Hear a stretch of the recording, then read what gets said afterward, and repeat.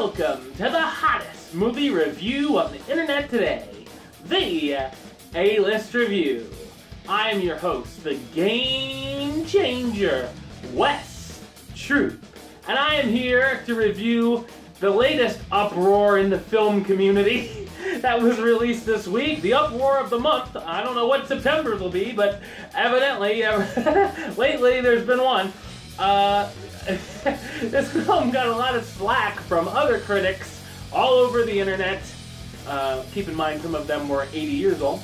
But it's been a film that people are either loving or they're hating. So let's see where my opinion lies, shall we? Here's my review of Suicide Squad.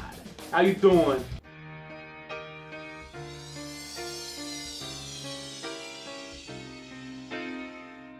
After the events of Batman vs. Superman, the government feels they need to recruit a team in case more earth-shattering events ever happen.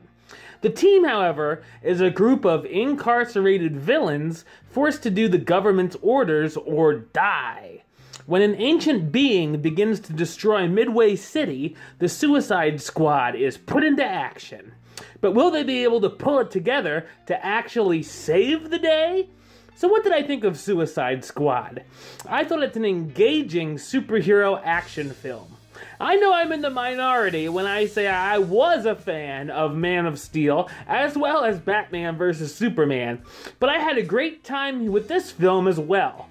For the first 20 or so minutes, we learn the plan to get these murderers and thieves together, as well as the backstories for the main characters, or at least clues us in on how they ended up behind bars.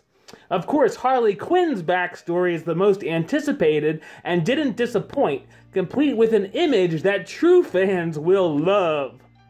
Some of the backstories come a little later on in the film and give some more insight on the supporting characters. Now, the film is loaded with characters, so of course some do get more screen time than others, but the ones I really cared about were covered, so I didn't mind. Once the squad goes into battle, there's a good number of exciting and sometimes violent first-rate action sequences. We also see some of the members thinking about having different agendas, and whether they act on them is interesting to see play out. As far as the DC Universe films go, there's definitely more humor to be found here, with some laugh-out-loud one-liners and funny gags during the battles.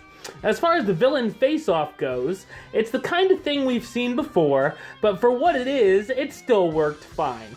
The talented cast stars Will Smith as Floyd Lawton, aka Deadshot, the assassin who tries to strike up a deal to be able to spend time with his daughter in turn for his services, Jared Leto as the Joker, a psychopathic villain and, of course, the arch nemesis of Batman, who's on the search for his girlfriend while she completes her squad goals. Leto had a damn tough act to follow after Heath Ledger, and he takes the character into a different direction as more of a modern-day gangster, which, I thought was fine. Margot Robbie was the biggest highlight of the film for me, with her portrayal as Dr. Harleen Quinzel, or better known as Harley Quinn, the former psychiatrist turned psychopath by the Joker, who can be described as sexy, funny, crazy, and even scary. Also included Joel Kinnaman as Colonel Rick Flag, the field leader of the squad who keeps them in check and is ordered to kill any of them if they become a problem. Viola Davis as Amanda Waller, the tough-as-nails official who gives the group their orders. Jai Courtney as Captain Boomerang, an assassin and thief who uses, boomerangs as his weapon of choice. Jay Hernandez as El Diablo, a former gang member with the power to summon flames. I call this guy AAA, because God knows this is the toughest name whenever he pops up in my reviews. Adewale Akinnuoye-Agbaje. We call him AAA as Killer Croc, a villain suffering from a skin condition that leaves him with reptilian features. Cara Delevingne as the Enchantress, an archaeologist who is possessed by the spirit of an ancient witch. And Karen Fukuhara as Katana, a masked martial arts and sword expert who helps keep the squad in line.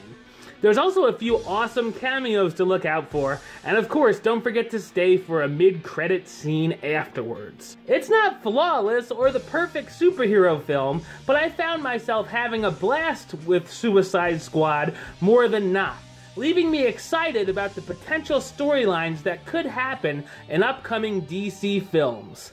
Sometimes you just have to pull the stick out of your ass and enjoy, Puddin'. I'm gonna give it the rating of A-list approved. That's right, I may lose all credibility. I may lose some followers, I may lose some friends over this, but screw it. It gets the A-list seal of approval. Alright, well that's the show. I'll be back with another review very soon. But until then, don't forget to subscribe right here on YouTube. YouTube.com/WestsideOf515. You can like the show on Facebook, Facebook.com/WestTroopAlist.